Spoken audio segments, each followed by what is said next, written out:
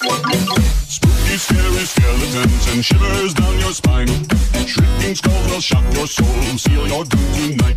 Spooky, scary skeletons speak with such a screech. You'll shake and shudder in surprise when you hear these zombies shriek. I like how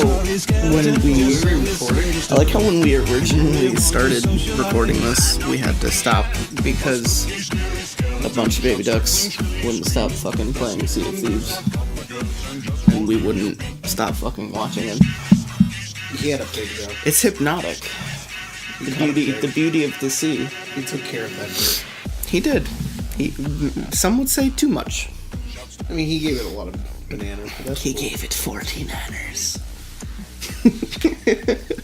Gotta eat. Hi, I'm your host, Wendy Williams. Wendy Williams. With your boy, Dr. Phil. Whoa. Dr. Swiss rolls over Fill there. you up. Fill you you feeling in. Swiss? Yeah. Today? Man. Or is it just Mondays? Dude, I'll trade It you is Monday. at least $10 for that Swiss roll. Wow, that's like a gas 10% like increase, you know? Yeah, you could have walked in the gas station. You walked into the gas station? You didn't see me? No. I thought you were outside pumping gas the whole time. No, I walked in. It'd I be got a great bunch to of have shit. snacks coming over, even though I'm like set anyways, but still. You just noticed the snow. I ate 2 Ferrero Rochers. For sure. I figured you had them. It wouldn't be a surprise for you to have For Weird sure. black bag. I figured you had Yeah, you're carrying a garbage bag around. I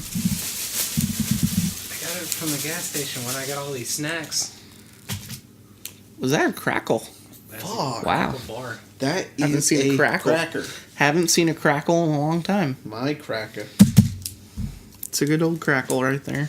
So I'm here with DJ Terry, that's- softball tiptoes. I'm here with Terry the Tickler No. That ain't me anymore. and Harold Heavy Hands. I've evolved into something more. Something else? Yeah. I'm Jerry the Jumbler. Alright. So I'm here with Jerry the Jumbler and Harold Heavy Hands. No. He's evolved into something more. Something else? Yeah, he's now Terrence Howard. Terrence Howard, professional wrestler, and also part-time TV show therapist. I don't think he does either of those things, but I'd be impressed if he did. So If you don't agree with his like TV show philosophy and like therapy, he fucking pulls you into the ring and wrestles you. So Terrence Howard is You're a fucking addict. Get in the ring. That's the guy from Fucking suplexes from him. Empire in the first Iron Man movie. Oh, He's okay. a- I he's thought a- you were talking Empire, like the insanely popular music TV show with Terrence Howard. Terry P. Henson. That girl, So Cookie, this is Lots of Pasta, Thug Booney. episode 92. We've been trying to record this fucking special for a long time. Mm-hmm. Some would say a year. Oh. It's been about a year and a half. So give or take a year. But first, How many licks?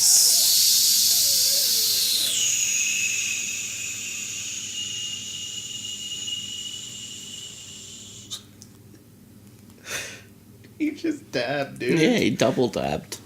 He double dog dabbed. He's dead dabbing. Can't go to bed dab. So, first thing I wanted to talk about. First things first, some of the realist. I recently rewatched the movie Doom, starring Oh no. Dwayne "The Rock" Johnson, Oh, Carl Urban, yeah. and Rosamund Pike, fucking Gone Girl herself. So it's The Rock, Dredd, and Gone Girl in a video game adaptation that is usually heralded as a terrible waste of time. Mm-hmm. I fucking love it. I think it is like Predator, but worse. And so much more beefy and pointless. And the fact that going further, it pisses off video game fans by having nothing to do with hell or demons is... And actually, what it is based off of a book, apparently. And that's where the whole Mars alien DNA thing comes in. I don't really give a fuck. I think anyone who plays Doom for the plot is playing Doom for the wrong reason. So why would I love Keith Urban. Why would any of the fans be mad that a pointless action game got turned into a pointless action movie with a pretty good fucking cast? The guy who plays Goat is on a show, Exorcist, right now, and he's fucking awesome on it. The guy who played fucking Portman was in 31, and he also plays the fucking Night King in Game of Thrones. I don't know who that character is. Portman. The asshole. Long hair. Dies in the fucking bathrooms. It's been a long-ass time since I've seen See, that the movie. reason I'm bringing it up is because when we used to go laser tagging, Yep. Mm-hmm. we were a 3-man team of Portman, Reaper, and Sarge. The 3 of us would be fags. And we'd play on a team, and we did like a tournament at one point and lost, and it was awesome. And I just think the Doom movie is good, and people should stop complaining, because it's stupid. Yeah, you know what other movie I really liked? I like the direction they took with Jumanji. I actually did like the new Jumanji. Shit. I like the direction they're taking with Rampage. I'm okay with what they're doing with Rampage. Shit. See the Jumanji. Did you see the new Jumanji? I like the direction they're taking with Rocky Horror Picture Show. No. So they it's almost it's a direct sequel. Oh. It shows the board turn into the game system. It shows the game system evolve so that it always traps kids. And the ending has, a good climax, and it has a good meaning, and most importantly, Jack Black was meant to act like a high school girl. How it hasn't been done in a movie yet is really surprising, because he is perfect in that fucking movie. Did you see the new Jumanji? No? You even have a movie pass. You have like a reason to see movies for free. I haven't been in the movies since. And you didn't see Jumanji when it was in theaters. He doesn't go to see Jumanji bad made movies for free. Jumanji made Sony so much fucking money Yeah, I heard. that they greenlit another Jumanji movie. Oh no. And everyone's just like, how? Like with the way Jungle fucking ended, you're just like, what? Yeah, I love Jungle Book. I can't wait to see the next Black Panther.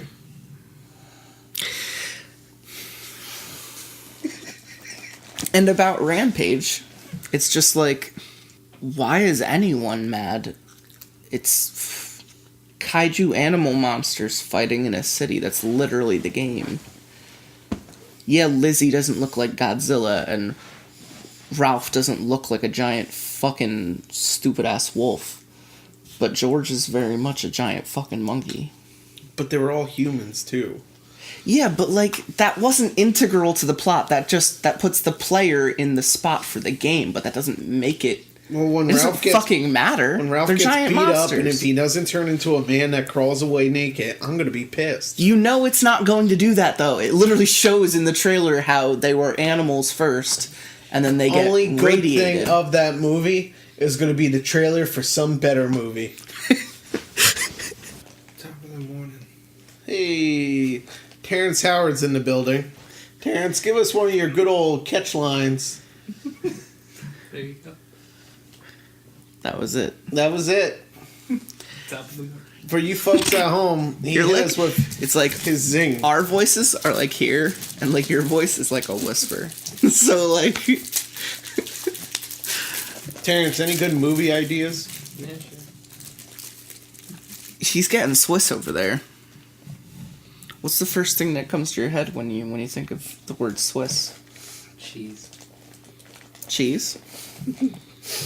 You know I love cheese. What's your favorite cheese? Oof. You know, when I think of Swiss, it makes me think of Sweden. And Sweden makes me think of the word Sweded, which then makes me think of Be Kind Be Kind Rewind, yeah. Starring Jack Black. And artist Mos Def. Most Def what? Mos Def.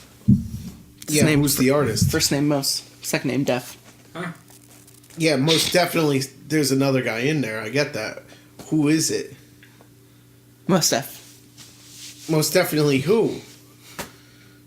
So, on this episode, we're reading...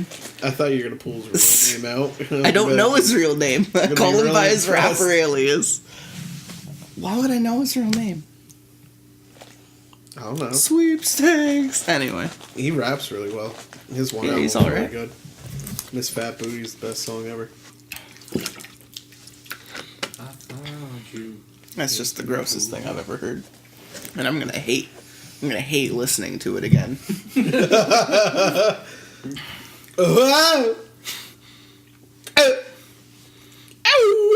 You know when I keep this stuff in there, it just makes you look like a jackass. Just out of context. We're in the middle of something, and you're just making waves to see them. Yo, Terrence, throw me my drink. Let me pop that bad bitch open. That was a Snapple cap. It did sound like one. I know, right? So, what was your original reason that you wanted to do something about cities? The chicks. Yeah.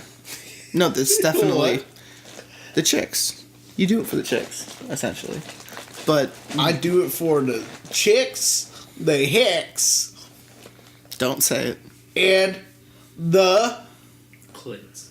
What? That doesn't rhyme. What do you think I was going to say? You think I was going to say something racist? I did. What racist term would I have The used? Blakes. Yeah. Those art students. I love Dick Blick. Yeah. It's a great place to go. You can It's get anything very you need. easy to steal things from that store. That too. Because no one cares and everything's overpriced. Underpriced compared to What are AC you Moore, doing? though. What are you eating? Don't worry about it. Starving artists. I hate that term. I hate that term with a passion. Yeah, but it's a stereotype for a reason. Yeah. I mean, People that- on French streets used to physically have to paint to feed themselves. Your fucking face. Reminds What are me you of even eating? Reminds Were me you of- complaining that I got snacks without you or something? a video from like late 2009 about Pop Rocks? I was gonna say either gummy worms or Pop Rocks, depending on where you were looking.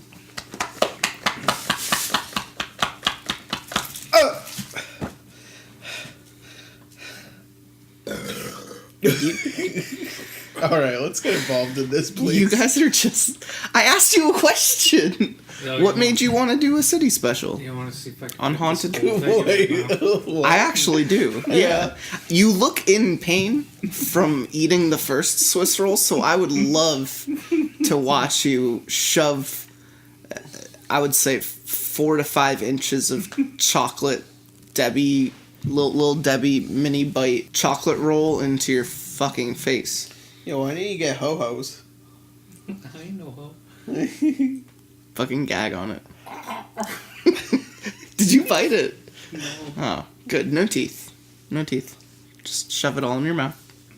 I got like a Yeah, little just- no. SpongeBob thing when he had the chocolate bar and he was like, Yeah. and it, like peeled off. I had that going on a little bit. That scene always concerned me when I saw... Oh, no. Now you're just nibbling sensually on it.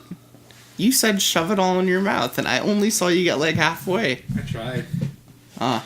You know, You couldn't do it? if Strawberry Shortcake was here, he could have done it. He definitely could have done it. Oh, no. It's all in there. He did it, folks. He went where no man's gone before. Can't wait to hear your jaw pop. Or for you to choke on it. It's a lot of jaw pops. He's not even chewing, he's just holding on to it. He's dead. Savoring every last drop of saliva that... He's either in nirvana or he's dying. I'd say somewhere in between, like a purgatory. No, his eyes are slightly open, like he's lost. But seeking. I see chewing. He's moving forward. This is the hardest part.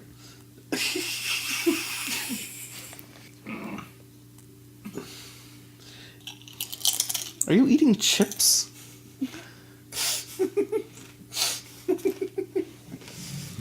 Alright, let's do this. I've been trying to do this for 20 minutes! He looks dumb. He survived. He made it through.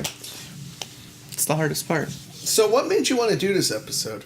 Yeah, so a while ago, I would say almost a year ago, we were recording your first or second episode, and we got, like, completely fucking sidetracked on... Lately Morgan. Yeah, somewhere in there. Again. We were talking about melon heads, and we were talking about penitentiary, and all the haunted places around Philadelphia. Because, like, PA is, like... Anyone who's been listening to the first 90-some episodes knows that Pennsylvania is a rather spoopy state to live in. Mm-hmm. It wasn't hard to find the material that we're going to read on today's episode. I'll tell you what isn't hard. I can't move. What? Okay, I saw him breathe. Yeah, no, he's alive. He's alive. Yeah, I mean, it's questionable. Is he living, though? Is he a human? Or is he half the man he used He's to alive, but is he living? be? Alright, Jaden Smith, calm down. So The Grudge. Being remade by the guys who made Manborg in the Void. Wait, really? Yeah, I think so. Oh, shit, I didn't know that. Sam Raimi is producing. I'm into that. Yeah. He's gonna produce a new, it's just American. It's just gonna be straight American. No Japan things. What are you doing?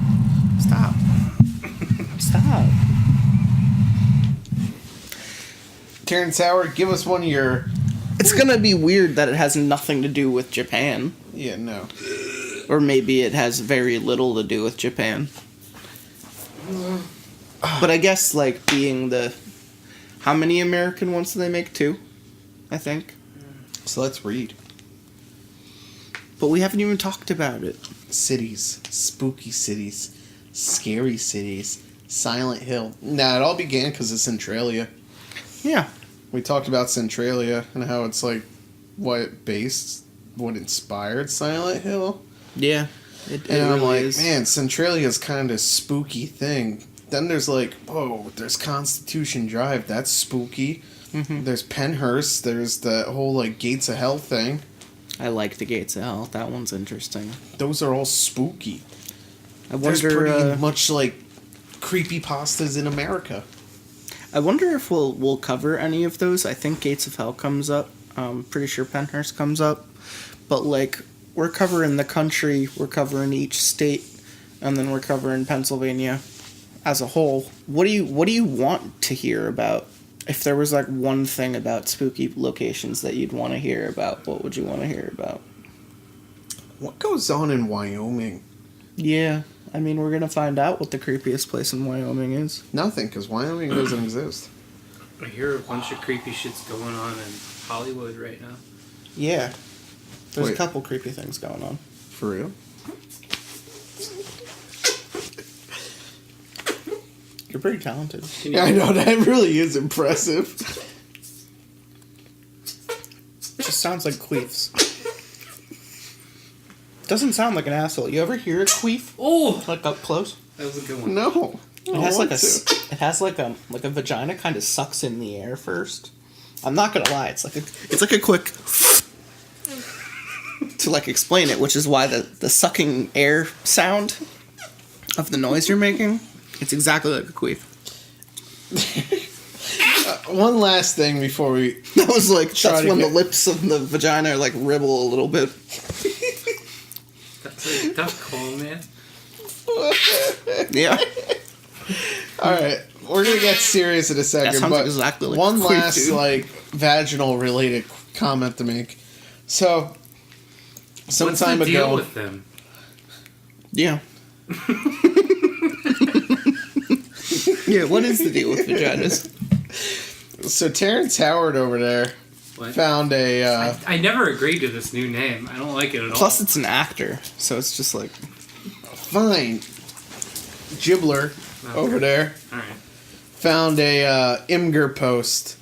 It might have been you or it might have been somebody else. But it was an Imgur post, and it was a girl that can make her vagina clap. Wow. Like, make her vagina sound like clapping. And she was in her friend's room once. And I guess she was doing the clapping noise with her vagina. And her friend sat there like, man, somebody's clapping outside. But she's like, haha, it's our secret, Imgur.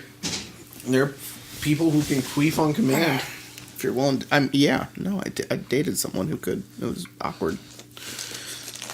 Was that you or was that... Oh, no. What? Nothing. Don't worry about it. My vagina? Nothing. Nothing. Whoa. Nothing tra-la-la. Nothing tra-la-la. Yeah. You know, Annihilation is like a Netflix original in every other country but America. Like, Really? people at home in like Canada or Europe can watch Annihilation right now, but it's still in theaters here. People over there are mad because they want to see it in theater on a bigger scale and want to pay money, so it makes more money than what it made on Netflix, and we're over here and no one's seeing it. Isn't there a movie that was a Netflix original that came out in theaters, not in the couple Annihilation of them. sense? No, a couple of But I them was going to have. say, because I remember it was like huge. Beasts of No Nation was a limited release, and it got tons of awards because it was theatrically released. So we're gonna get into this. Yeah. So this first thing we're gonna read is from a source called Places You'll See. It's the most haunted places in each of the 50 states. We're gonna go through the 50 states and read a short paragraph about the most haunted locations in each of those states.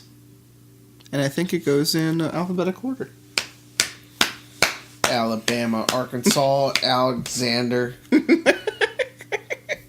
Alaska was next. Anyway, so this first one is apparently called the Sloss Furnaces in Birmingham, Alabama. Operating for just under 100 years, this pig iron factory had plenty of time to rack up the numbers of fatalities that occurred on its premises. It's reported that screams, odd noises, apparitions, and even the malevolent ghost of a former foreman haunts this place. That sounds like fun.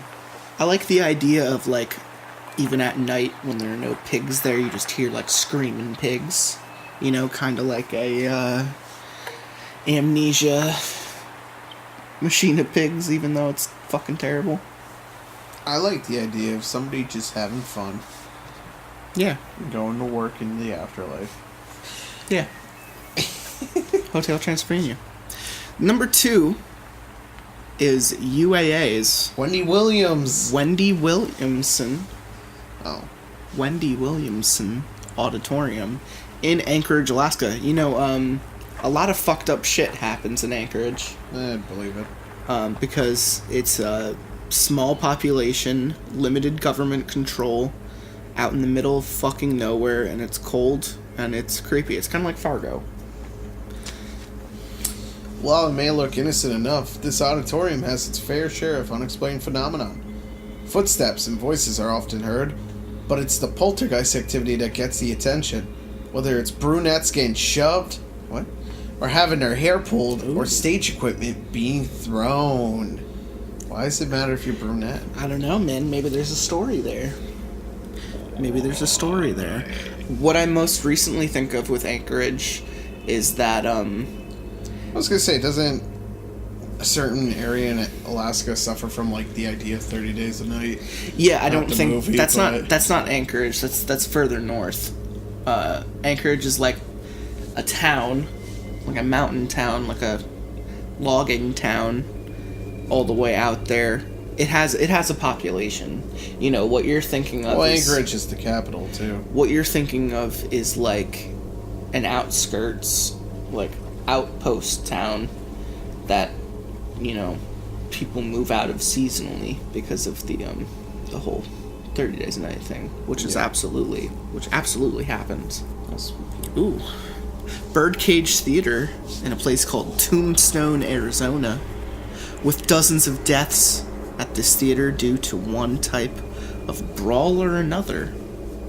This famous theater has plenty of fodder for the paranormal. Eerie music, laughter, and shouts often echo through the building. And the spirits of cowboys and prostitutes alike are often seen, and sometimes felt. Oh. that has the potential for sexy ghosts. Pee-pee touches. The Dan Aykroyd scene in Ghostbusters that really confused me as a kid until I was like an adult and I figured out what was going on. The Crescent Hotel, Eureka Springs. Arkansas. Wait. Arkansas. Often referred to as the most haunted hotel in America, this hotel is said to be haunted by several spirits.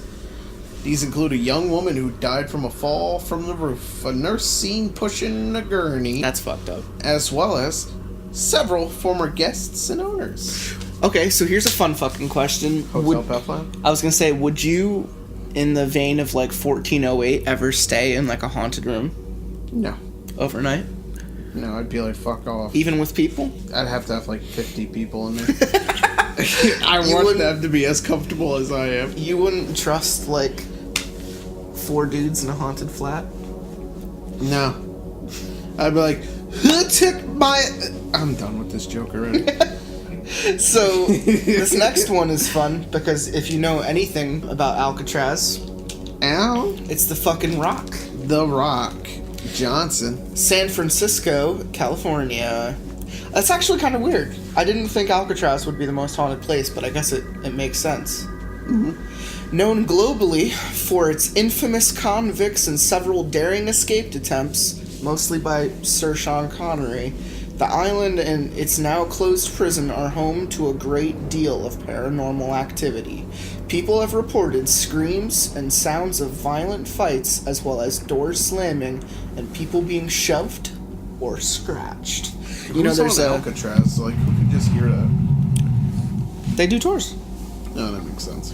I was gonna say, there's an episode of Are You Afraid of the Dark that has a kid get haunted by Alcatraz. It's just like a ghost shaped like Alcatraz following him. The Stanley Hotel, Estes Park, Colorado. Rich in history, this hotel was also the original inspiration for Stephen King's The Shining, which seems fitting since staff and guests often report hearing parties in the empty ballroom as well as someone playing the piano, thought to be the former owner's wife. I would love to go there. Yeah, it actually sounds pretty fun. That'd be awesome. It's weird that it's called the Stanley Hotel, like Stanley Kubrick. Kubrick. Oh. Hey. That's kind of fun. You ever watch the documentary on the haunts that occurred during the filming of that movie? Mm-mm. It's a fun little documentary. I think it's called Room. It's the haunted room in the book, The Shining. Room, I want to say 128, 728, something like that. Yeah.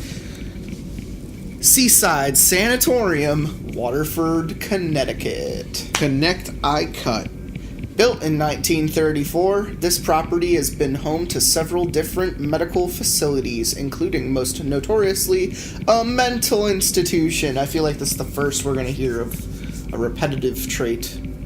The mental asylum exhibited an inordinately high suicide rate and was the subject of a string of abuse cases, which probably explains the voices and apparitions reported here. What do you, like, we're getting closer to P for Pennsylvania. What do you think is going to be the most haunted place? Do you think it's going to be Penhurst? I feel like it's going to be. If it's not, it's going to be like... Yeah, it has to be something interesting. Could be Hotel Bethlehem. Wouldn't that be something? Or like Moravian. I'd be okay with either of those. Fort Delaware, Pea Patch Island. Fort Delaware, Pea Patch Island, Delaware.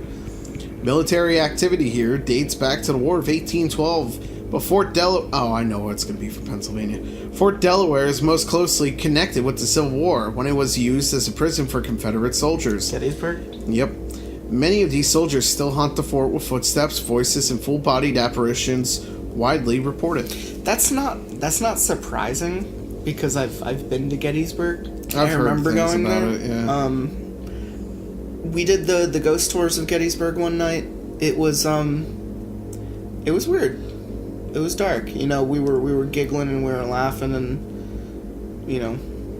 walking around, but place is real spooky. Mm-hmm. They keep it that way. They like it that way. Rainy. I talk about Geist a lot. I love that game. There's some Geist. There are definitely some Geist mentions coming up in several episodes. Because I've been watching someone play through Beyond Two Souls. And it's just like a shitty version of Geist. Florida Theater, Jacksonville, Florida. With one estimate placing the number of spirits at this location around 50, this is definitely Florida's most haunted locale. Of particular note is a video showing what is believed to be an apparition, something that the Sci-Fi Channel attempted to debunk, only to find supporting evidence. I see a lot of theaters. We're seeing a lot of theaters. I didn't know... I did know the spooky... when you're doing Macbeth, the Scotsman show. But, I didn't know theaters were that notorious at being haunted. Go hang out at the Boyd. I'd do it. Kennesaw House, Marietta, Georgia. Once a hospital and now a museum, this building once housed wounded Confederate soldiers, hundreds of whom are believed to still haunt the place. One report tells of how a group in an elevator somehow ended up stopping at the basement where they emerged to see soldiers in hospital beds. Yeah, that would scar me. Mm-hmm. I don't know how to say this, so I'm going to say Ailani Palace, Honolulu, Hawaii. Once the residence of the Hawaiian royal family, this palace is now a museum that happens to display a few ghosts. Various royal ghosts have been seen and heard here, with the most frequent sightings revolving around Queen Liliuokalani.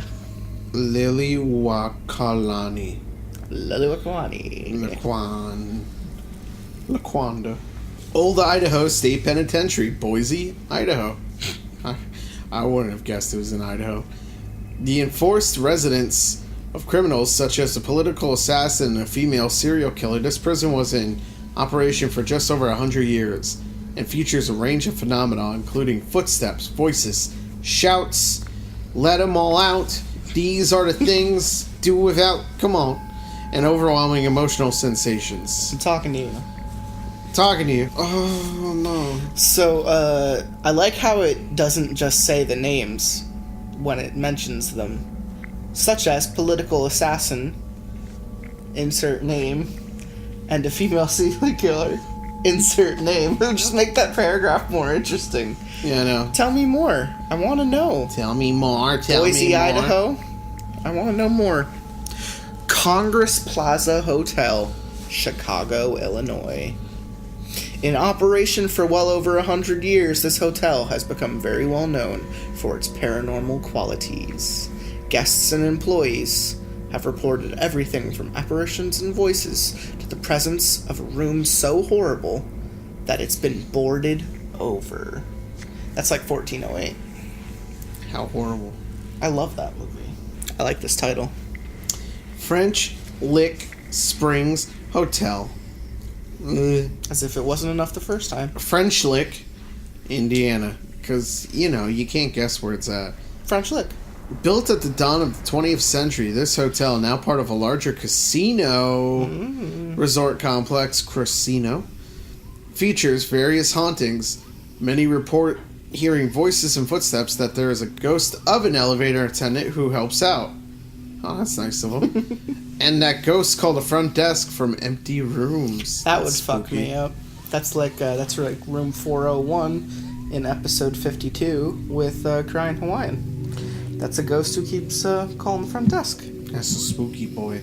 But where's that one take place? I forget. Room 401. Fun story. I like this. 15. This is fun. The Villisca Axe Murder House in Villisca, Iowa. Axe Burger King murders. foot That's fun. lettuce. No doubt the most infamous haunted locale in Iowa, this house was the site of the Villisca Axe murders in 1912 that ended in the unsolved deaths of 8 people, including children. Well, they solved it. It was obviously an axe.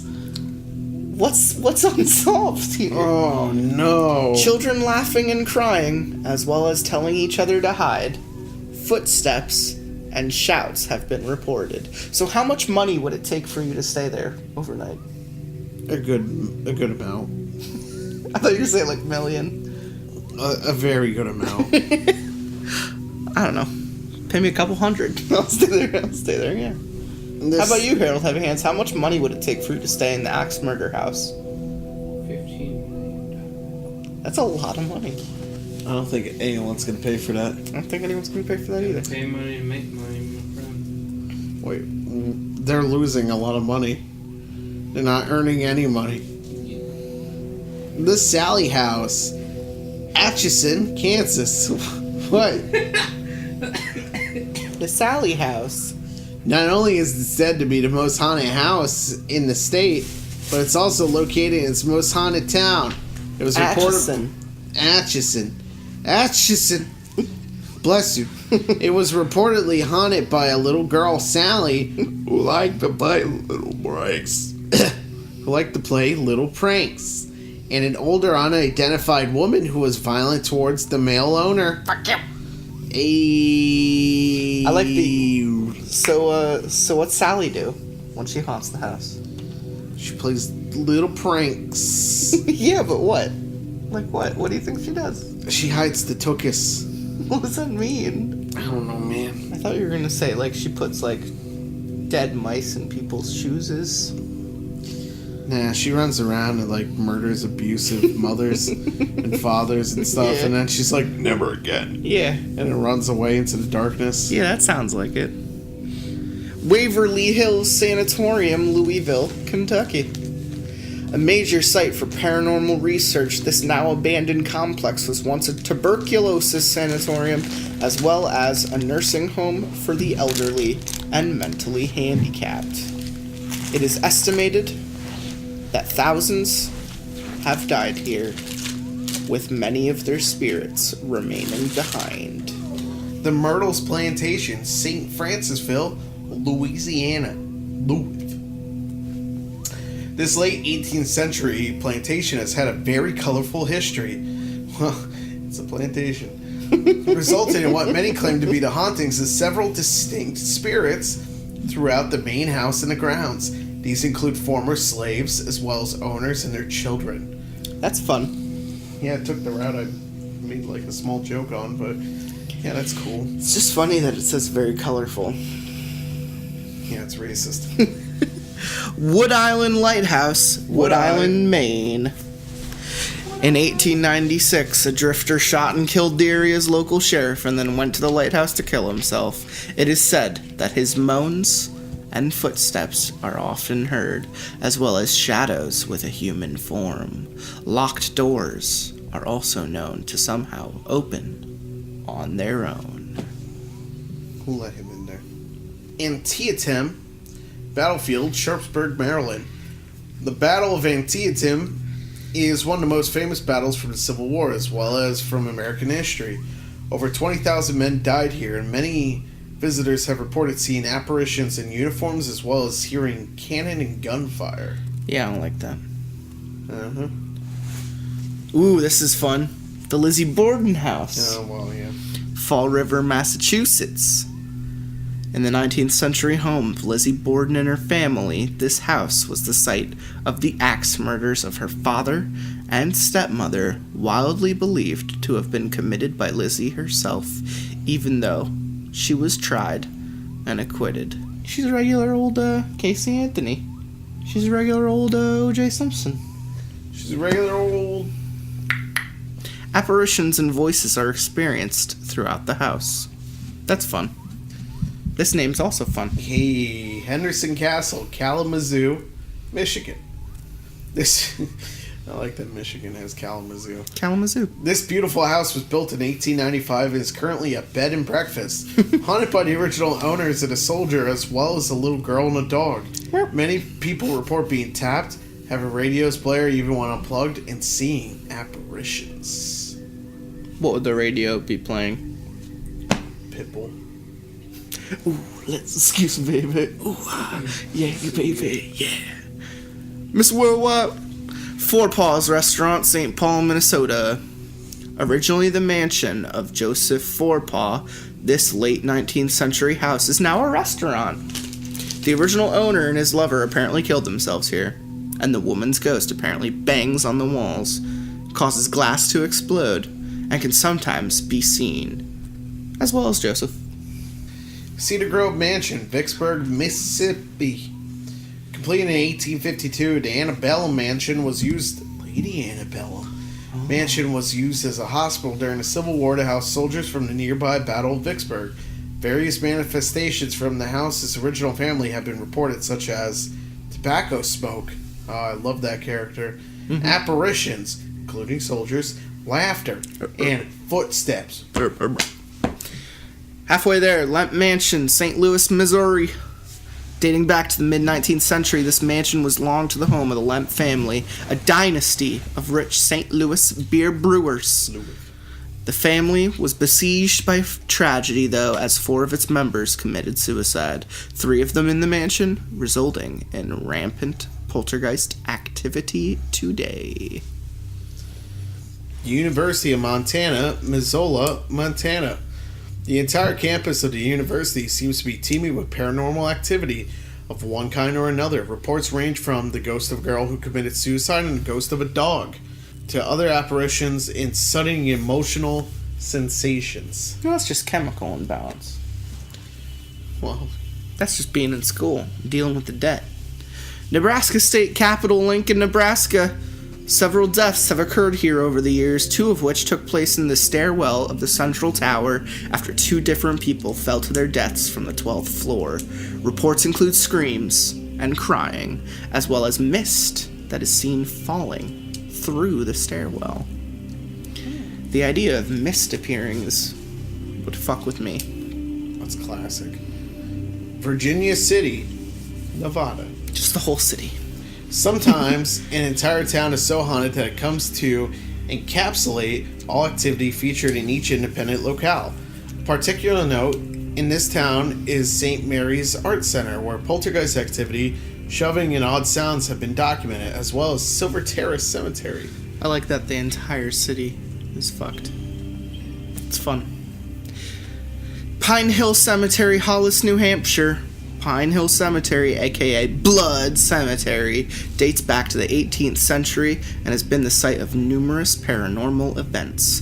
The most widely reported occurrences involve ghosts sitting on their own tombstones, as well as one tombstone that appears to glow at night. So kind of like anything you'd see in a Haunted Mansion in Disney World. Seabrook Wilson House, Port Monmouth, New Jersey. Built in 1663, this house was a tavern during the Revolutionary War and became a hangout for spies. Several ghosts are said to haunt this house, including a woman in white, a little boy, and an apparition that is said to be Captain Morgan. Of course, Jersey has fucking Captain Morgan. That's bullshit. I don't think that's true. Highway 666 in New Mexico. Renamed U.S. Route 491, which we read a story about in, I think, episode 2. In 2003, this stretch of road still maintains its status as the Devil's Highway. Yeah. A huge slew of reported events pepper this infamous highway, including a flaming truck that attempts to run people off the road and ghosts that show up in back seats. See, that's terrifying. Yeah, I always Ghost in check the my back back seat. Always check my back seat before I go anywhere. Yo, nice. Yeah, that's actually not a surprise. The Amityville Horror House, Amityville, New York. Undoubtedly the country's most infamous haunted house. 112 Ocean Avenue has been the subject of numerous books, Hollywood films, as well as documentaries. The hauntings experienced by the Lutz family, who moved here right after the DeFeo murders, include moving objects, attacks, levitation, and demonic apparitions. We also read a short, I think, 2-page story on the Amityville Horror in episode 73 with Spam and Cam. Oh, no. They admit to not having seen the movies, but knowing the all-around idea. Brown Mountain Lights, Burke and Caldwell Counties, North Carolina. One of the nation's greatest unexplained mysteries, the Brown Mountain Lights are a series of glowing orbs seen all across the mountain and into the valley below. Various government-sponsored investigations have turned up nothing to explain the lights, which are thought to be the spirits of Native Americans. Which reminds me of your story from your first episode with the lights in the snowstorm. Liberty Memorial Building, Bismarck, North Dakota. Built towards the beginning of the 20th century, this building has experienced a great deal of paranormal activity, all of which is attributed to a presence known as the Stack Monster. You just got all those dollar bills. Yeah, my man. Fat stack. This entity apparently calls out the names of employees, has been seen repeatedly, and opens doors at random. So it's the ghost of Walt Disney.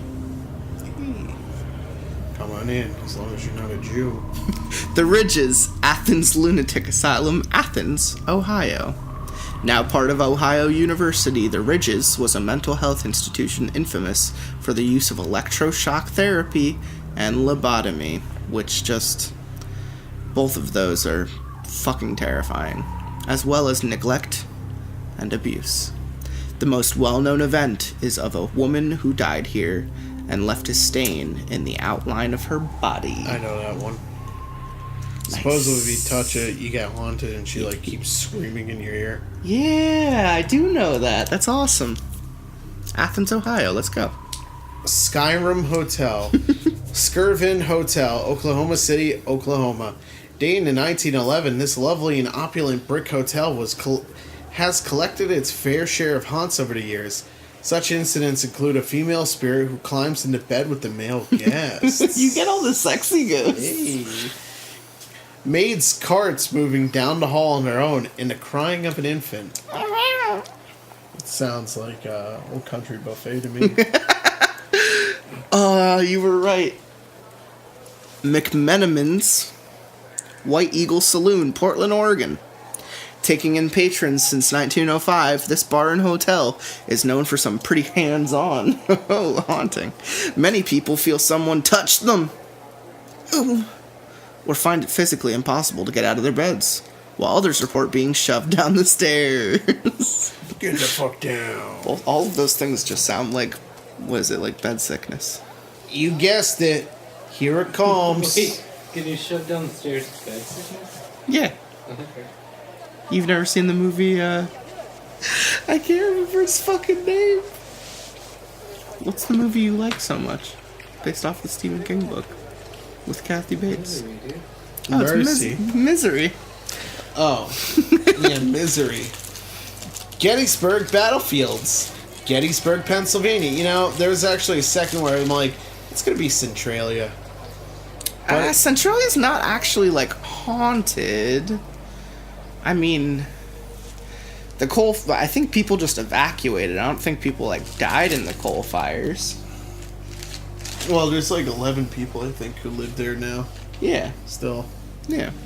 The Battle of Gettysburg incurred the highest number of fatalities of any Civil War battle. With so many men ending their lives in such a traumatic fashion, it's no wonder that paranormal activity here is so high. Everything has been reported here, from apparitions of soldiers and voices to the sounds of battle. We also read a story in your episode, I think 28, Peach Tea Dream King. Yeah, he needs to come back. And it's about the shadow people of Gettysburg. And you guys delightfully mocked me after reading that, basically saying it was the most boring thing you listened to all episode. What? The Lads School, Exeter, Rhode Island. In operation for well over 80 years, beginning in 1908, this facility once housed the mentally handicapped, as well as the criminally insane. It was known for its awful conditions and mistreatment of patients, which may account for the screams and apparitions reported here. You ever see Grave Encounters? It's a fun little horror movie. I think it's on Netflix. I think both of them are. There's 2 movies, I believe. First one's better than the second one. It's like a Ghost Hunters parody, and the first half of it is like Ghost Hunters. You know, you're following these jackasses on their shitty ghost TV show, and then the place they stay at overnight is like actually haunted, and the entire movie shifts like halfway through the movie, and it's them actually trying to get away from ghosts. It's actually pretty entertaining. The CGI and practical effects are shoddy, but it's like an indie horror flick from like Magnet or something, you know, A24 or something like that. Old Charleston Jail, Charleston, South Carolina.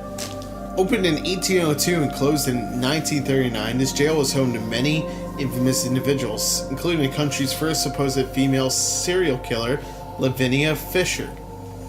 It is said that she, along with many others, still haunt the building. Apparitions, voices, as well as moving and disappearing objects are the norm. Bullock Hotel, Deadwood, South Dakota.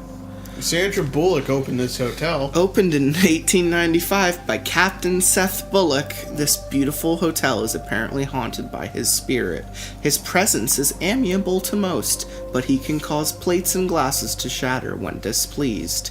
Many people have seen him, as well as a young girl have heard voices and been tapped. Hey, move.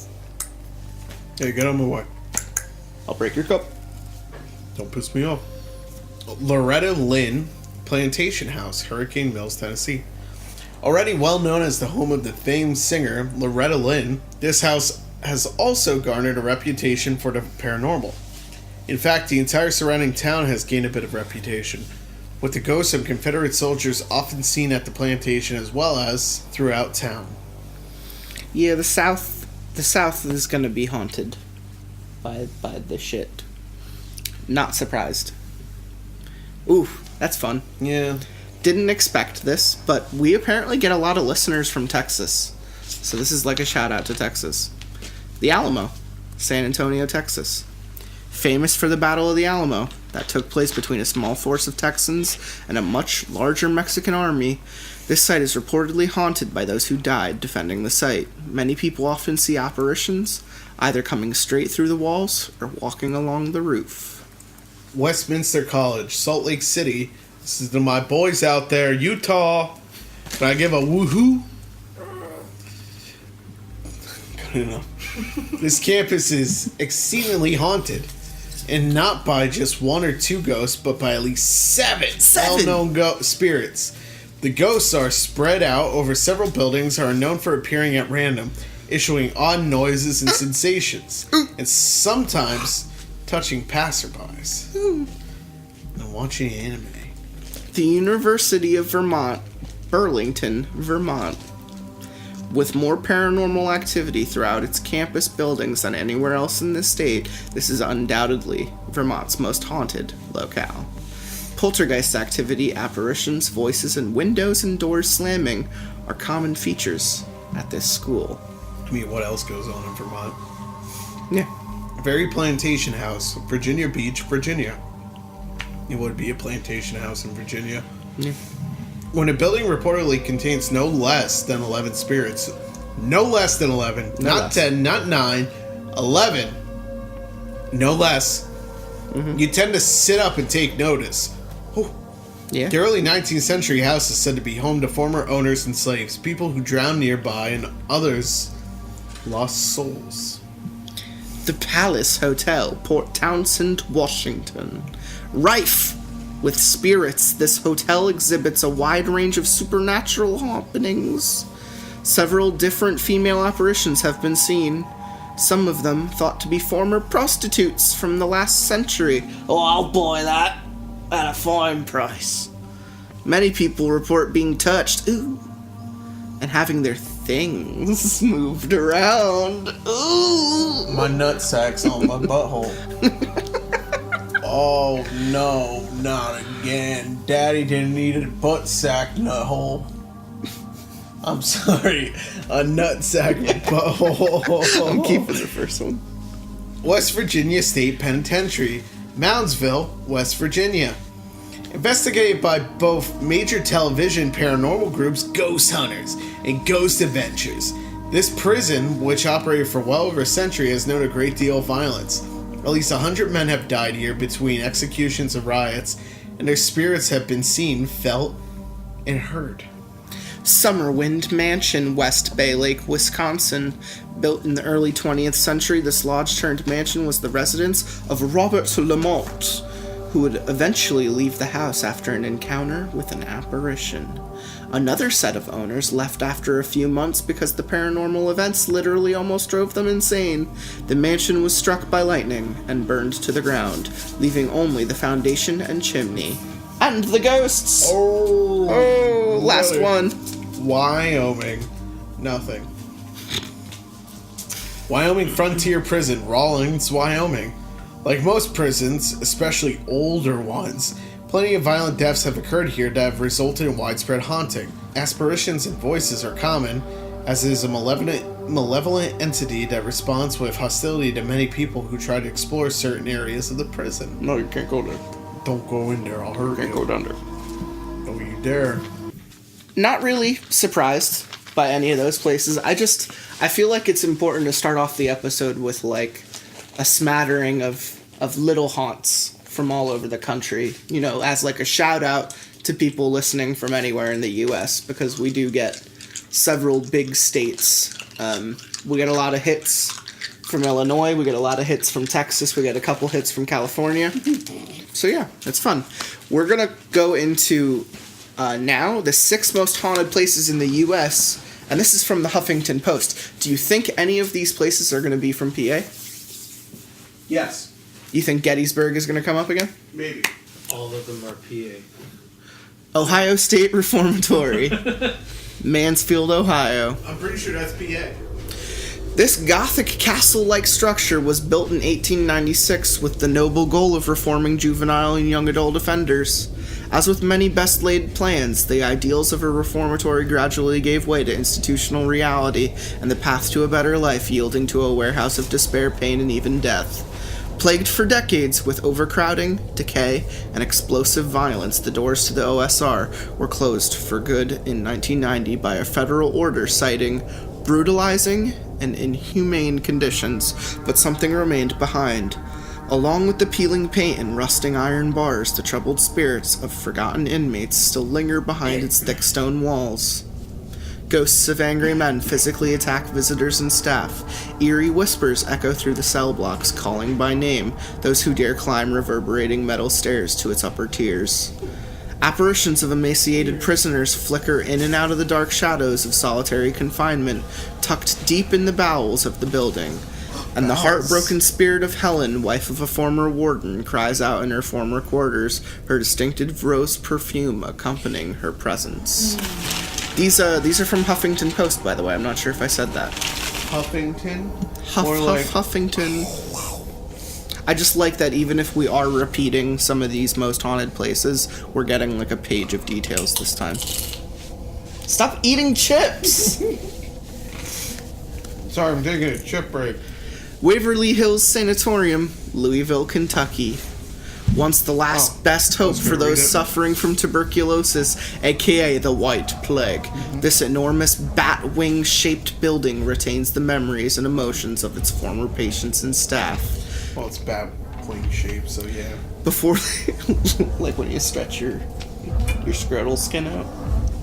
Before the modern age of antibiotics, Scrotum wrinkles. Fresh air and nutrition were the primary treatments for TB. Doctors tried many experimental procedures to help the afflicted, but drastic surgeries often maimed or even killed the patient outright. Another case of best intentions gone awry. The highly contagious disease could also affect the brain, causing many to go mad. The slow, agonizing death suffered by many Waverly's residents left a residue of dark energy to fester in the building. Ghostly forms follow visitors through the narrow corridors. Phantom footsteps and eerie voices echo among the walls of the body chute, aka the death tunnel, the discreet final exit for many patients. An entity known as The creeper Ooh. climbs the walls and ceilings with its spindly spider-like limbs. Yeah, that's creepy. Thought to be a harbinger of evil, it moves with unnatural speed, stalking those who roam the creepy, lonely corridors. Originally a place of hope for the afflicted, Waverly Hills is burdened with the weight of thousands of suffering souls. I like the creeper. That's my favorite part so far. Yeah, I like doing that to people's Facebooks. I mean, what? This one gets topical. The Trans-Allegheny Lunatic Asylum, West Virginia. Too much West in one, statement. Before 19th century reform revealed mental illness to be a medical condition, asylums were the dumping ground for society's unwanted.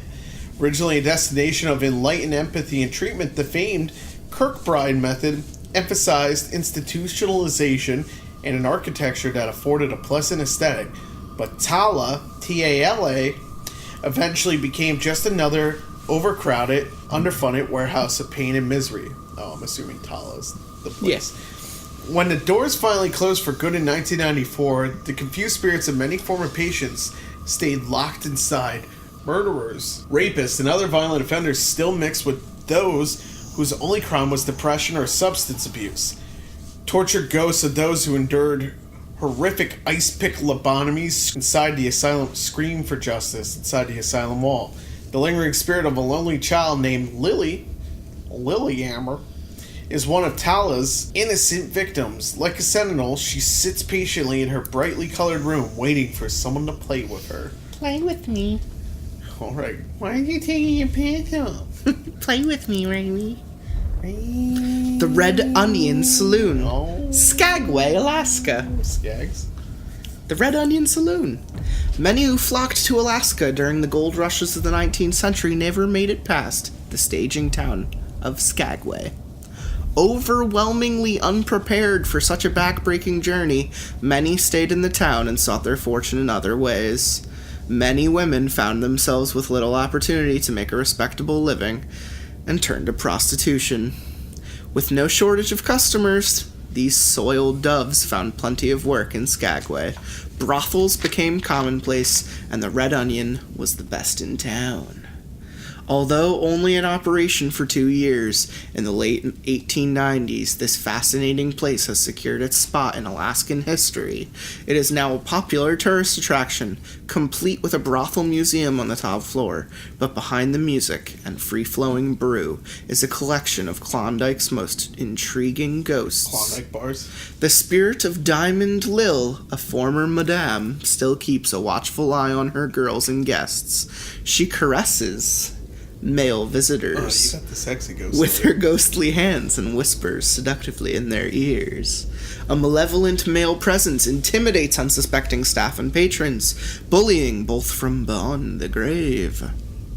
The solid apparition of a woman in a long dark dress glides ethereally up and down the staircase. The gaiety of current clients cannot silence the spirits of those who refuse to be forgotten. The Lake County History Center. Plainsville. Painesville. Sorry, you're not that basic. Ohio. Museums are often underappreciated source of paranormal activity. For example, the Lake County History Center has everything one could ask for in a haunted location. It was once the site of the Lake County Poorhouse, a facility that housed the dispossessed of society, the poor, the infirm, the mentally ill, widows, and orphan children. Mix in some prisoners and the criminally insane and you've got a melting pot of misery. The basement had dirt floor cells with iron doors and cages for the unruly. In contrast, a significant portion of the building was a beautiful home for the facility's superintendents and their families. Elegantly furnished with posh amenities from the Victorian secret era, now it's a living museum filled with antiques and artifacts of days gone, by display that tell the history of Ohio and its people. But strange things are afoot at the History Center. Disembodied voices, ghastly moans, and children's cries pierce the silence. Large shadowy figures appear to dart along the hallways. Can't she be? A dark energy roams the basement, appearing at times as a pulsating black mass. Keep calling me fat. The ghost of the matron, a severe and silent woman, still holds vigil on the old dormitory floors, keeping a cold, watchful eye on her flock. That's a spook. Huh? Mission San Miguel, San Luis Obispo, California. Oh, okay. Founded by a Franciscan priest in 1797, the mission was one of a long chain of missions along the road known as El Camino Real. The Franciscans established these respites along the coastline like a chain to heaven, converting many of the local people to Christianity along the way. The beautiful church, built in 1821, still stands today. The mission was secularized in 1834, and in 1848 a civilian named Reed became the proprietor, turning the property into a much-needed hotel and general store. Rumors spread that Reed had a plethora of gold on hand at all times. A tragic robbery turned murder left Reed, his family, and his staff brutally slain for a sack of gold. Their dismembered parts were buried in a communal grave in the church's cemetery. Today, the Mission San Miguel is once again a working church, retaining much of its original character and beauty. The grounds are a museum, a tribute to its former occupants. Encased in the adobe walls are the memories of those who fell victim to its darker days. Phantom priests of decades past return to keep a watchful eye on the congregation. The ghosts of the native people walk amongst the buildings of the old fort, acting as protectors of the land. And the spirits of the slaughtered Reed family still linger, seeking justice from beyond the grave. Did you ever watch any, Ghost Hunters or Ghost Adventures shows? Yeah, I used to. Did you ever find them, incredibly interesting, or... Yeah. You ever believe any of that stuff? No. So you don't, believe in ghosts? I don't dismiss them, but, yeah, I don't mostly believe in them. Yeah. That's okay. Good. So now we're gonna get in, to the main feast here, which is the state of Pennsylvania, where we're from and where we're at, which this website that I got this information from can also tell you any information you want to know about all the best haunted places in your own state. It's onlyinyourstate.com. If you go there and you select your state, it'll show you some spooky looks. So this is a set of PA urban legends, with number one being the 7 Gates of Hell in New York, which we know about. We knew about going into it. I never knew it was in York. York, PA. As legend goes, an insane asylum once resided in a wooded area of Hallam Township that burned down one fated night. Though many patients perished in the flames, many also escaped into the surrounding area, releasing its occupants into the surrounding area. What? Yo, is this a T-Bell taco? Leave it alone, it's mine. 7 gates were built to trap the wandering inmates. The myth states that today, only 1 gate is visible by day, though all 7 are visible by night, and that any person who passes through all 7 gates goes directly to hell. In reality, an insane asylum never existed in the area, and only 1 gate was built by a local doctor. I still think that would make a fantastic fucking movie. Just the idea of, and I'm not talking about the 9th Gate with Johnny Depp. I'm just saying, get some PA bumblefuck kids, send them out into York, PA, with the idea of finding haunting, spoopy hell portal. Hilarity ensues. I just think it would be fun. The Green Man, Pittsburgh. The Green Man. Pittsburgh. Yeah. The Green. What do you think when you think Green Man? Sony. Oh yeah, I can agree to that. Yeah, Charlie Day dancing around in his suit. I was gonna say the Jolly Green Giant, But this is Pittsburgh, not Philadelphia. Pittsburgh, more like. This is one legend that turned out to be true. Oh wow. Residents of the South Park area near Pittsburgh during the 1950s often spotted a strange figure walking around Route 351 at night. The figure was a man with a face who allegedly emitted a greenish glow. Locals were frightened by his shocking appearance and how beautiful he was and his nocturnal habits. The man, Ray Robinson, had been severely electrocuted as a child and lost most of his facial features. Yeah. He only came out at night due to his disfigurement. Though in reality he did not admit a glow of any sort, he was actually a really nice guy who would chat with anyone who approached him. Though this did not prevent some passerbys from treating him cruelly, or the community from fostering ghost stories about his misfortune. That's so fucking sad. Yeah, I wouldn't call that a horror story. And they call it fucked up. the Green Man. It's like, he had a name. You admit that he has a name. I went to Pittsburgh with Disco Dracula, and we didn't get to do the ghost tour I wanted to do, but like, Pittsburgh is known as being super fucking spooky too. You know, it's the birthplace of zombies. It's where they filmed Night of the Living Dead. Philly could be pretty spoopy. Philly in the is sense of, you know, spoopy. getting shot Or killed, yeah. Here's another Pittsburgh, Blue Mist Road, and that's Mist with a Y. Blue Mist Road is actually named Irwin Road and is located in the North Hills area of Pittsburgh. They probably had to rename it. A variety of urban legends populate the spooky stretch of road that is said to be shrouded in a blue mist by night. 2 lovers' headstones in an adjacent cemetery are said to touch under the full moon. An old building foundation is said to be the old home of a witch, and another house is said to be home populated by little people who will chase visitors. A half-dog, half-deer, half-human is also said to live in the woods and will chase or harm any person who creeps too far into its territory. That's 150% of a being. People who have traveled to Blue Mist Road in hopes of finding these ghostly entities have mostly only found disgruntled residents. Get out of my fucking town. There isn't a half-dog, half-deer, half-human person hiding anywhere. It's like in his kitchen, like, are they gone yet?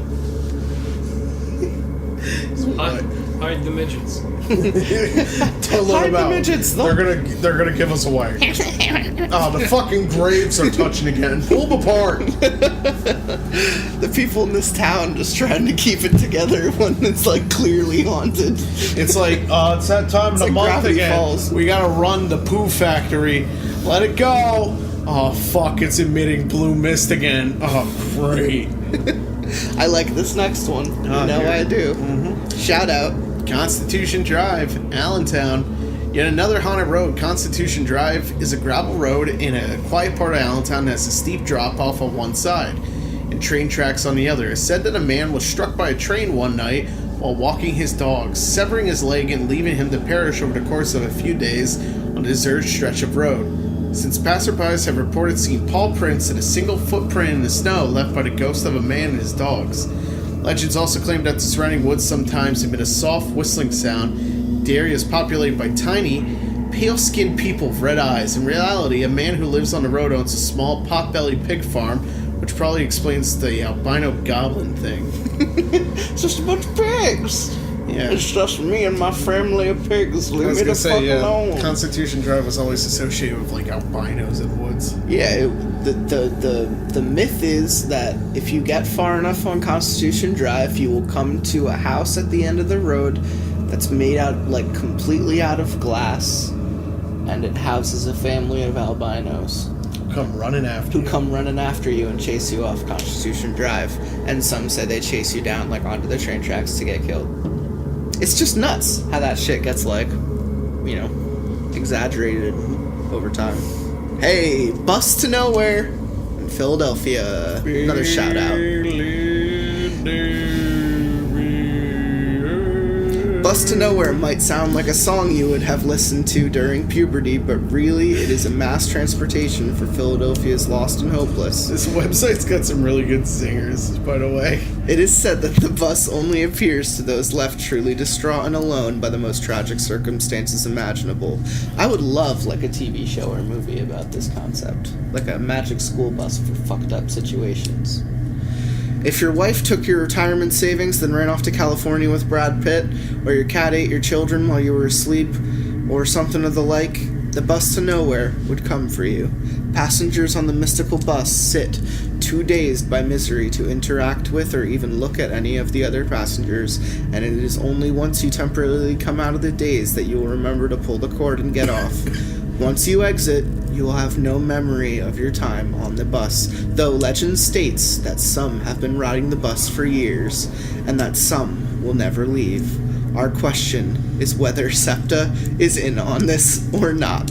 I would most definitely say in on it and funding it 100%, because where else would their fucking funding go? Because it's clearly not going to Philadelphia.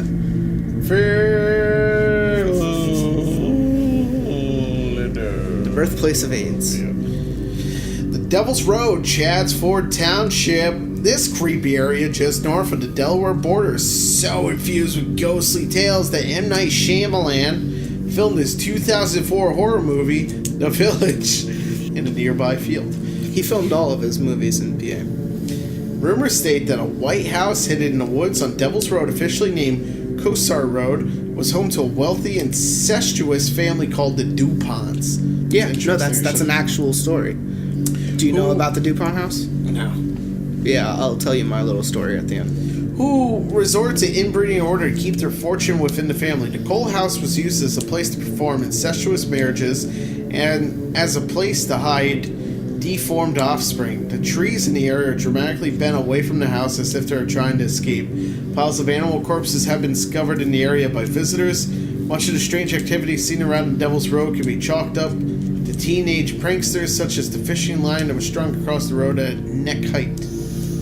So the DuPonts I know about because apparently they were like a family a long time ago, and the like urban legend there is that they used to murder people and put the bodies in the basement for like members of the family to eventually feed on. Interesting. Because they didn't like leaving or going into town or dealing with anyone. They were just weird, inbred. Texas Chainsaw inspiration. Number 7, Wildwood Cemetery, Williamsport. Wildwood Cemetery has 2 sides, a good side and a bad side, and you don't want to see him on his bad side. On a clear night, legend says that you can see fairies on the good side, while the bad side is populated by ghoulish creatures, including a shrieking banshee, and many individual tombs from which you can hear voices and banging sounds. Let me put a quick note out there. Man, that was hands down my favorite episode of Supernatural. When Dean takes on that fucking banshee. I like that old episode. woman wanted to bang him. Yeah. And then there's the Deaf death chick. girl that could read lips almost way too fucking well.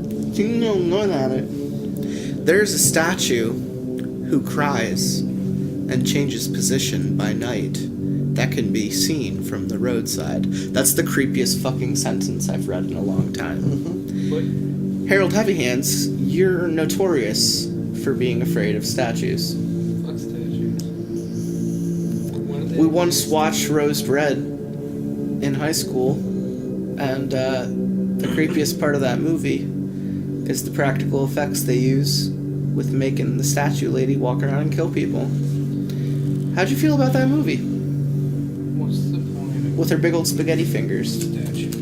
It is said that a retired fireman who was terrified of being buried alive designed a large mausoleum here for himself and his family that could be opened from the inside, but not the outside. At night, they're said to come out and play. That's fun. Yo, this is Easton, PA. I need to cut that out, but fuck, The Goblin of Easton. apparently there's a goblin in fucking Easton. In bed with a goblin. Kissing goblins. Folklore states that a greedy monk who worked on a mission in Easton, Pennsylvania, made a fortune from blackmailing wealthy people who confessed their sins to him. He grew increasingly forceful with the coercion until finally he was hanged for beating a frail elderly woman to death. Holy shit. The mission was not rid of the evil monk so easily, however. His body sprung to life and transformed into a monstrous ghoul before the crowd. He disappeared in a nearby forest and returned only to feast upon the remaining monks at his old mission. Soon the other monks fled and left the building to crumble. I just like the idea of this little asshole running around Easton fucking up everyone's day. The Storm Hag from Erie. Though Pennsylvania is landlocked, we do have access to Lake Erie, a member of the Great Lakes, which are notorious for their violent, unpredictable storms. You ever been out to Lake Erie? No, actually. I have. I drove a wave rider there for a day. It's super fun. Ridge Racer! Presque Isle is an area of the lake notable for the large number of shipwrecks and disappearances that have occurred there. This is where the storm hag is said to live, on the bottom of the lake, emerging only to feast upon unfortunate sailors.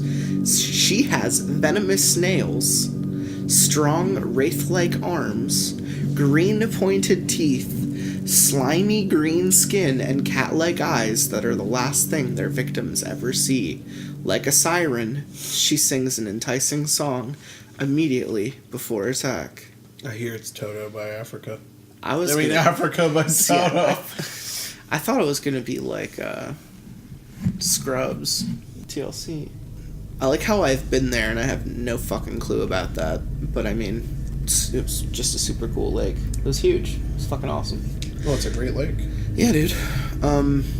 That story also reminded me of Cannibal Siren. Shout out. We have a siren on the podcast. It's the only girl that comes on and reads stories. Her episodes are awesome. And this is going to be the last haunted location in PA. The house on Ridge Avenue. Ridge Racer. The house on Ridge Avenue, or the Congealier House. It's in Pittsburgh. The house on Ridge Avenue, or the Congealier House, was for a long time considered the most haunted house in America. Shit. In fact, Thomas Edison once visited when he was experimenting with seance. What happened to inspire such ghost tales, you ask? Oh. Yeah, it's okay. It was a weird, I wasn't expecting the question.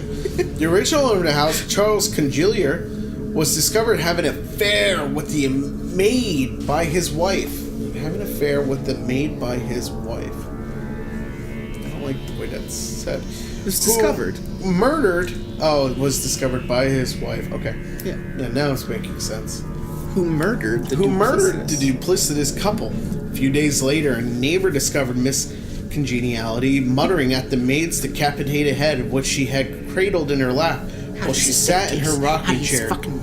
As if that incident wasn't enough, the owner of the house was a reclusive doctor who, it was discovered, had a collection of women's heads in the basement that he was using for experimentation. That's fucking awesome. After the crazy doctor, the house was converted into housing for immigrant workers who moved once they began mysteriously dying. Wait, who moved? Who moved once they began mysteriously dying one by one. So most of them got out. Eventually, the house let me go back quickly. This is a lot has happened. I gotta reread this last line real quick. A lot has happened. So let me reread this so it's being correct.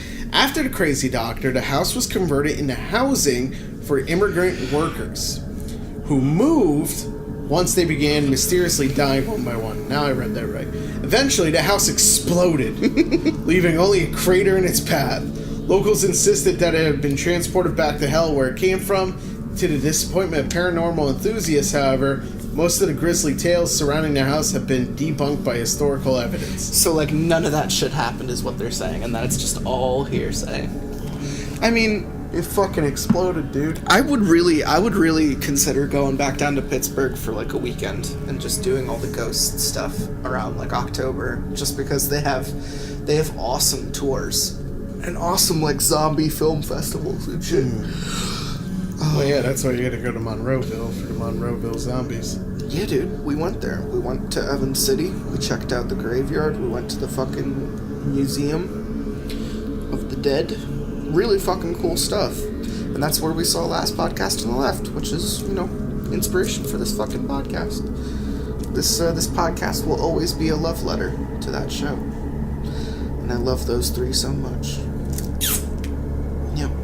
So this was our special on haunted fucking locations. How do you feel? There's some I'm surprised weren't in there. Like? Watermelon Baby. Yeah, melon. The melon heads. The Melon Baby up in the Lehighton. In the past Poconos. Mm-hmm. Yeah. Well, there was a Watermelon Baby in Lehighton, and that's only up the way. Yeah, the melon heads. I'm surprised they didn't talk about them, and we also didn't see Penhurst. Yeah, that's actually which is interesting because it's such a thing now. Mm-hmm. Maybe it's just been in the last couple years with the rise of haunted attractions and kind of reforming these historic locations as like haunted attractions and tourist spots. Maybe that's why Penhurst is so big now, because when did they reopen it? When was it shut down? I don't know the timeline. I've been there once, so and it was I'm sure it was part of an art trip. I was just taking photos. Yeah, it's interesting. I feel like it might actually be haunted. It might just be a tourist trap for a place that's big and they can't tear it down, so they've found a way to make profit. Who knows? But we have a lot of like little myths and creepy things in PA, and I love that M. Night Shyamalan kind of like picked up on that. He filmed Signs over near where's the Chameleon Club at? Lancaster, outside Lancaster, in the Amish lands, is where really M. Night Shyamalan filmed Signs, and he filmed the city sections and the town parts outside like Lansdale, farmland, and we mentioned Village, but Sixth Sense and Unbreakable take place in Philadelphia. So does Split. Split takes place in Philadelphia. Lady in the Water might be the first of his movies that doesn't take place in PA, which is where people argue that all of his movies start to go downhill. I think that one takes place in Florida or Georgia or something. Georgia Peach. Not that it matters. I like his movies. I think he gets shit on too much. The Visit takes place in PA, but I don't even really like that movie either. Happening takes place in PA. The Mist. Do you remember them filming Happening? No. I remember people talking about it. It was in between us and Philly, somewhere in there. I mean, I was gonna say, I remember when they filmed like Transformers over in Yeah, Bethlehem. they filmed Transformers 2. What was that one called? Shit. It was like Rise of the Fallen, or some bullshit like that. Yeah, something like that. They filmed the Japan scene with the destroyer like 15 minutes from where we live, which was super cool at the time. And I remember how almost like any Asian person in high school that we like talked to, always said like, yeah, they need Asian extras, so I'm gonna go. And I was like, I'm gonna cut his name out, but like he was always like, yeah, I'm gonna go be in Transformers because I'm Asian.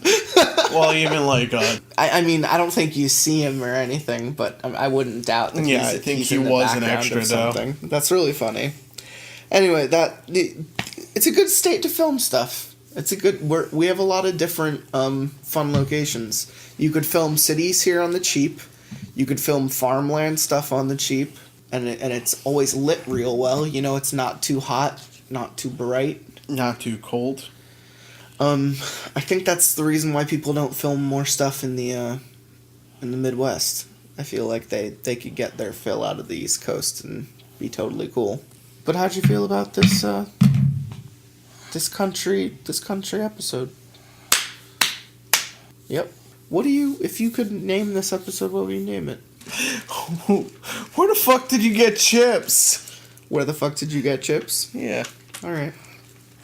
Or stop eating jelly beans. It's almost Easter. Eating. It's almost Easter, dude. That doesn't make any sense. Easter's about Jesus. God damn it. Harold Heavy Hands. How'd you feel about this episode? I'm gonna go meet that goblin tomorrow.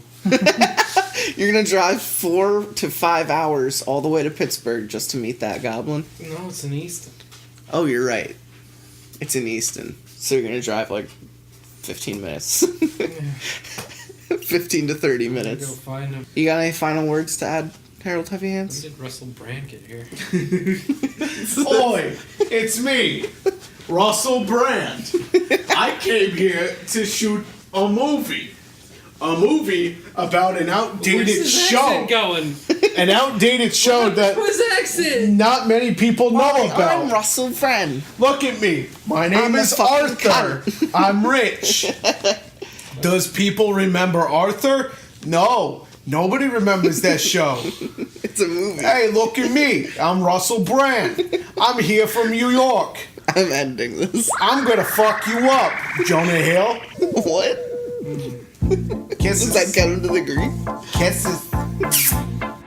2 to the 1, from the 1 to the 3. I like good pussy and I like good trees. Smoke so much weed you wouldn't believe, and I get more ass than a toilet seat. 3 to the 1, from the 1 to the 3. I met a bad bitch last night in the D. Let me tell you how I made her leave with me. Conversation and